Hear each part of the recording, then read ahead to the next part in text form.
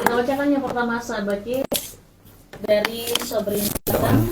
Pertanyaannya, Allah Subhanahu Wa Taala yang Maha Pemaaf. Semuanya kalaupun dosa yang dimiliki manusia pasti akan dimaafkan jika seseorang bertaubat dengan benar. Tapi pernah saya baca, Ustaz, katanya ada dosa yang tidak bisa diampuni oleh Allah Subhanahu Wa Taala. Apakah memang ada dosa yang tidak bisa diampuni? Mohon penjelasannya, Ustaz. Ya. Yang pertama ya. Terima kasih. Waalaikumsalam warahmatullahi wabarakatuh. Kepada Bang Sobirin ya dari Batam. Pertanyaannya, Allah Subhanahu Wa Taala yang Maha Pemaaf, sebanyak apapun dosa yang dimiliki manusia pasti akan dimaafkan jika seorang bertaubat dengan benar. Tapi pernah saya baca, Ustaz, katanya ada dosa yang tidak bisa diampuni oleh Allah Subhanahu Wa Taala. Apakah memang ada dosa yang tidak bisa diampuni? Mohon dijelaskan. Ya, kepada Bang Sobirin di Batam, jazakallahu khairan ahsanul jazaa atas pertanyaannya. Semoga Bang Sobirin sehat walafiat di sana, senantiasa membersamai kita di program Obat Hati ya. Yang pertama yaitu pertanyaan tentang apakah ada dosa yang tidak bisa diampuni oleh Allah Subhanahu Wa Taala. Jawabannya adalah ada ya. Jawabannya adalah ada. Dosa apakah itu, Ustaz? Yaitu dosa syirik kepada Allah Subhanahu Wa Taala, yaitu dosa menduakan menyembah Allah Subhanahu Wa Taala. Artinya mengakui ada ilah, ada Tuhan yang layak disembah selain daripada Allah Subhanahu Wa Taala. Dan ini adalah dosa yang tidak akan diampuni. Maka siapa yang syirik menyembah Tuhan selain Allah, maka dia akan khalidina finnar, selamanya akan berada di neraka Allah Subhanahu Wa Taala selama dia tidak kembali kepada jalan kebenaran, yaitu tidak kembali kepada menyembah Allah Subhanahu Wa Taala. Maka orang itu akan khalidina finnar. Maka kalau ada orang yang dia menyembah Tuhan selain Allah, maka seharusnya dia cepat-cepat istighfar, bertobat, memohon ampun kepada Allah, kembali ke jalan yang lurus, kembali ke jalan yang benar. Sebagaimana tadi kata Al-Mukarram Al-Ustadz kita, Ustadz Arkan, bahwa harus ihdinas siratal mustaqim, agar kita menjadi tergolong orang-orang yang mendapat nikmat. Sebagaimana nanti akan dikumpulkan bersama para nabi, syuhada, siddiqin, wassolihin, dan kita tidak termasuk ghairil maghdubi, yaitu orang-orang yang dimurkai Allah. Siapa itu orang-orang yang dimurkai Allah? Yaitu orang-orang kafir, orang-orang musyrik yang menyembah Tuhan selain daripada Allah. Mudah-mudahan Allah Subhanahu Wa Taala senantiasa menjaga akidah kita daripada dosa-dosa besar, dan salah satu dosa besar itu ialah menyekutukan Allah, yang menyembah selain daripada Allah Subhanahu Wa Taala. Maka itulah salah satu dosa yang tidak diampuni oleh Allah Subhanahu Wa Taala.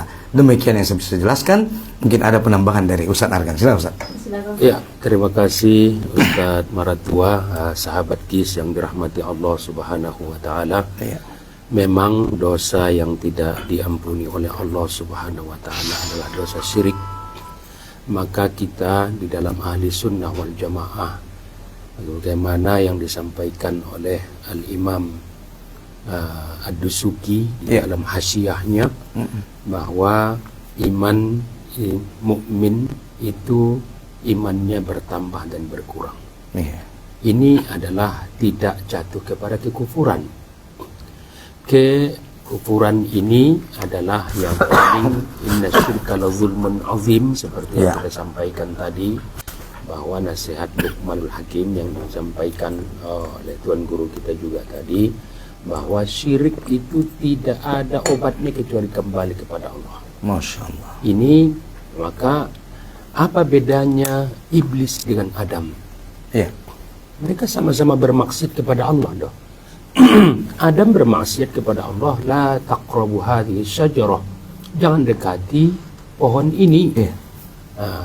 Jangan dekati pohon khuld itu. Tapi akhirnya dia melanggar aturan, dan dia konsekuensinya adalah dikeluarkan dari surganya Allah. Iblis juga dia enggan sujud kepada apa? Kepada Nabi Adam alaihissalam. Lalu dia juga dikeluarkan. Mereka sama-sama ternoda dengan dosa. Tapi kok ada satu yang diampuni oleh Allah, ada satu yang tidak. Kenapa? Karena Adam dia mengakui kesalahannya kepada Allah. Masya Allah. Itu bedanya. Jadi selama Artinya dia bertaubat, Ustaz, ya? bertaubat, Iya. maka Allah Subhanahu wa taala menyampaikan kepada kita di dalam hadis kudusi, Allah menyampaikan kepada kita apa? Alima abdi Iya. bi anna lahu rabbun Iya. yaghfiru bidzunub wa ya'khudhu bidzunub fastaghfir li faghfartu lah. Masya Hambaku itu tahu Iya. bahwa ada Tuhan yang wajib dia sembah. Iya.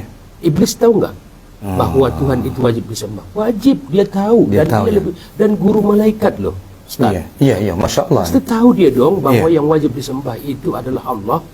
Tapi pada hambaku ini bermaksiat dan melanggar aturan-aturan Allah.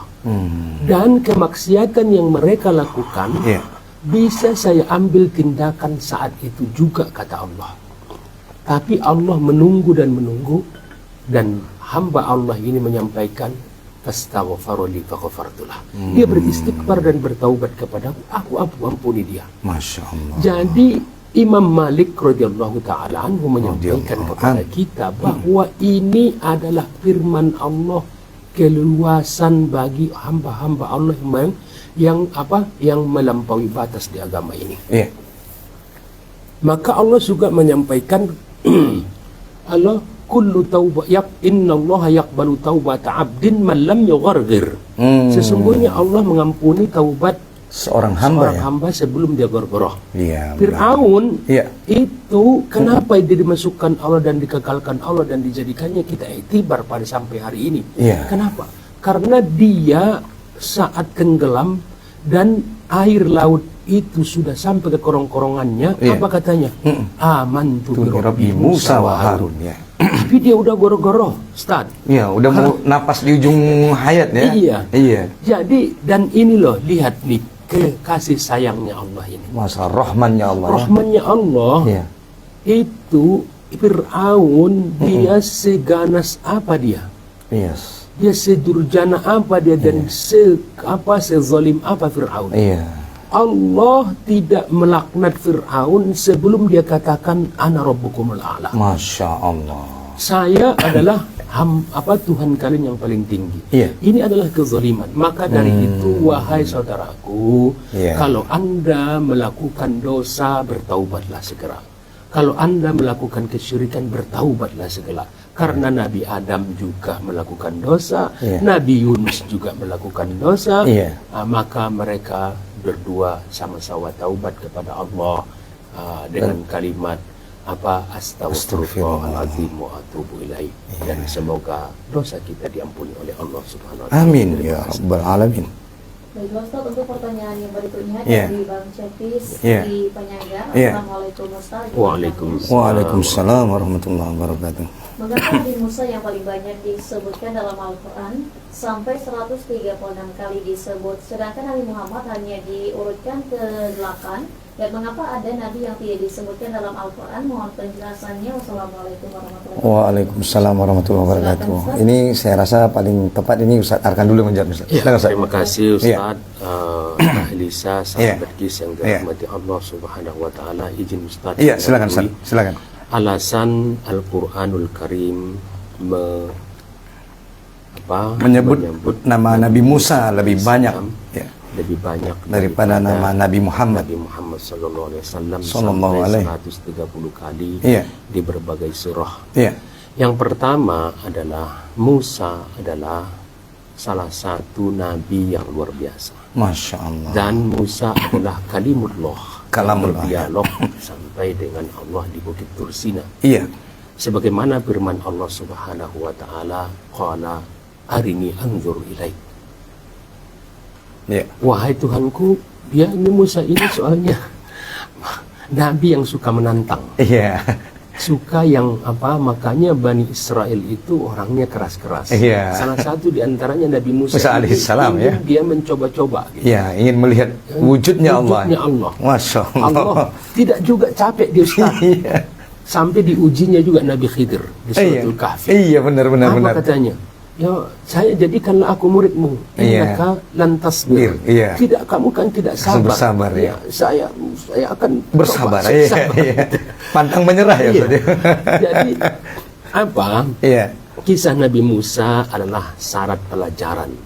Karena banyak Hikmah ya. hikmah yang dari kisah Nabi Musa. Iya. Mulai beliau lahir, Nabiullah Musa ini lahir Dihanyutkan di sungai ya. dihanyutkan di sungai, dan kelahiran Nabi Musa ini di saat fitnah merajalela yang ada dalam Firaun. Iya, iya. Dan ujian ini kan ada ujian antara 2 dan bahkan 3 ya. Iya.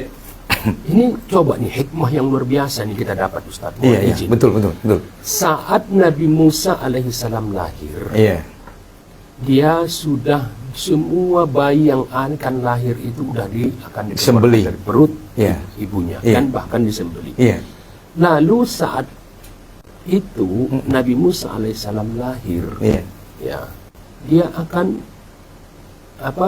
dibunuh, Iya. dan ibunya sangat khawatir. Iya. Lalu Allah mengilhamkan ke hati ibunya, Iya. udah hanyutkanlah. Ke Sungai Nil ya. Ya. Tapi lihat nih, kisah sayangnya ibu itu, walaupun dia sudah Allah mengilhamkan ke hatinya, tapi masih ada ikhtiar yang dilakukannya. Apa? Dikatakannya ke kakaknya Nabi Iya, Musa. iya. Itba' akhik. Iya, ikuti. saudaramu. Sampai kemana ya? Tapi kakaknya ini hanya mengikuti Iya, terus iya, sampai di gerbang pemandian Istana Raja, ya? Istana Raja. Iya. Dan dia tidak mengatakan. Iya. Ini lihat nih, sungguh luar biasa hikmah ini. Iya, iya. Kakaknya udah nanya dan Nabi Musa udah nangis. Iya. Ini makanya perintah itu pun, Iya. kalau itu kita harus nalar. Iya. Maka anak itu pun kita beri, inilah yang perlu kita buat terbiah kepada anak. Yang ditanamkan ya. Tanamkan ke anak Iya, ini, iya, iya.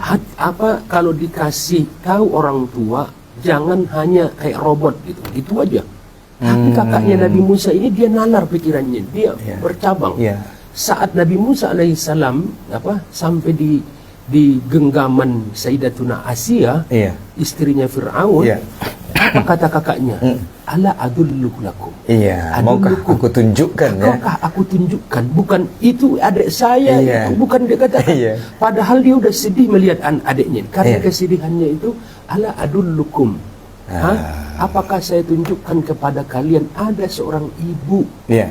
yang akan menyusui dia? Mungkin dia cocok kepada Iya, iya.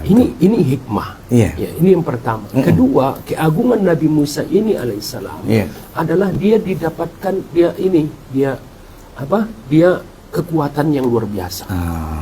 Tenaganya luar biasa di situ. Iya. Nah, pertolongan Allah, kepemimpinan ada di situ. Masya Allah. Dan makanya saat dia menarik jenggotnya Fir'aun, Iya. itu Fir'aun marah. Asia yang orang mukminah, dia bilang, kenapa ini? Kok Fir'aun ini musuh saya? Enggak, dia iya. kan masih kecil.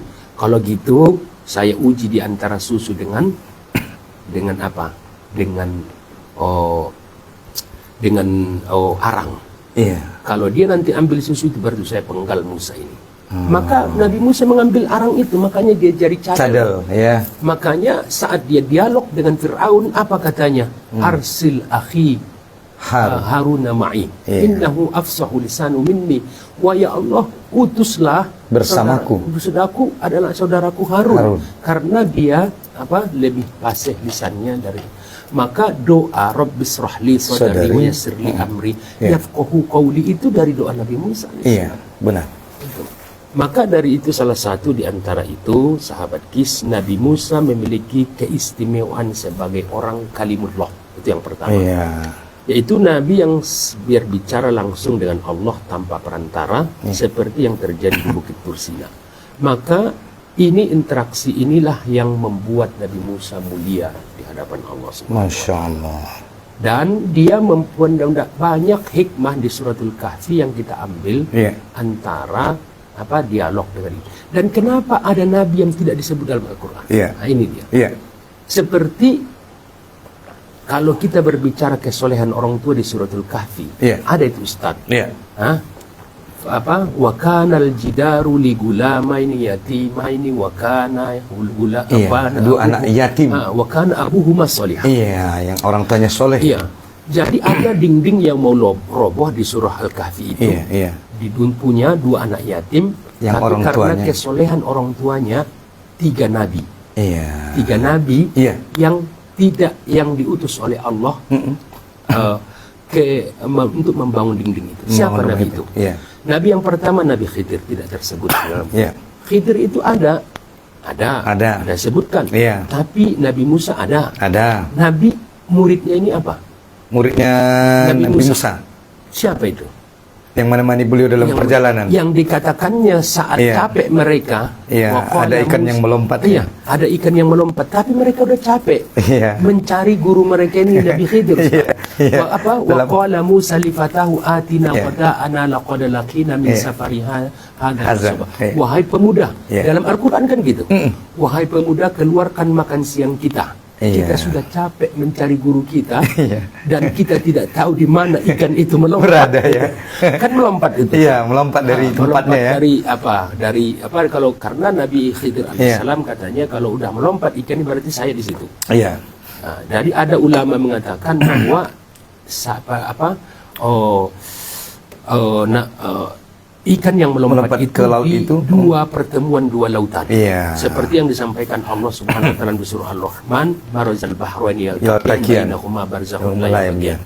Dua lautan yang bertemu, lain warna dan rasanya, dan disitulah Nabi Khidir bersemayam. Lalu nabi yang 3 ini adalah Nabi Yusa alaihissalam. Yusa alaihissalam ini tidak disebut. Yang menemani Nabi Musa itu muridnya Nabi Musa. Nabi Yusa ya. Iya, Nabi Yusa. Dan Nabi Yusa inilah yang mampu membawa Bani Israel masuk ke Palestina. Karena waktu itu melawan Nabi Musa kan rindu ke Baitul Maqdis. Dia naik ke Gunung Nebo dan dia lihat melihat Baitul Maqdis dan dia rindu apa kata Allah di gunung itu. Innaka lan tadkhuluha walakinnaka taraha. Kamu tidak bisa memasukinya Musa, tapi kamu bisa melihatnya. Is'ad ilan Nebo. Maka naiklah ke gunung Nebo dan di situ Nabi Musa alaihissalam merasa haus. Maka Allah berfirman kepada Nabi Musa, "Fatrib bi 'asakal hajar famfajarat min husnata asara." Ini kelebihan-kelebihan inilah yang membuat banyak nama Nabi Musa disebut. Nabi Musa alaihissalam disebut. Karena dia mempunyai murid yang luar biasa, mengalahkan gurunya yaitu Yusa alaihissalam, mampu membawa kaumnya Bani Israel yang 12 kembali ke tanah yang Baitul Maqdis itu saat. Terima kasih. Artinya banyak hikmah ya. Karena banyak hikmah yang bisa diambil sehingga nama Nabi Musa banyak disebut dalam Quran ya. Masya Allah, tabarakallah. Ya, luar biasa ya. Iya. Mungkin Ustaz Moto ada lagi pengamatan lain? Ya itu saja yang menegaskan kembali bahwa tadi sudah sangat panjang luar biasa ya. Jadi menegaskan kembali bahwa memang kenapa nama Nabi Musa banyak disebut? Ya Al-Mukarram tadi Ustaz Arkan telah menjelaskan karena saking banyaknya lah hikmah kisah yang bisa kita ambil dijadikan pelajaran dalam kehidupan daripada kisah-kisah Nabi Musa alaihissalam. Dan ingat bahwa kisah-kisah yang disebutkan di Quran itu tidak sama dengan cerita atau dongeng. Nah, bukan dongeng ya, tapi dia kisah. Kisah ini adalah dia pernah terjadi, pernah ada, dan ada tempat dan peristiwanya, dan ini Allah ceritakan kepada kita sebagai hikmah bagi kita. Karena kata para ulama, kenapa kisah-kisah Nabi Musa ini banyak disebut dalam Al-Quran? Karena memang kisah adalah cara paling lembut dari Allah untuk menegur hamba-hambanya. Begitu yang bisa saya tambahi, Mbak Alisa. Demikian. Baiklah Sobat Kis, kayaknya kita break sebentar dulu. Jangan kemana-mana, kita ke iklan dulu Sobat Kis, pada terus di Obat Hati. Iya, stop. Dimatikan Musa, biar nggak kedengaran.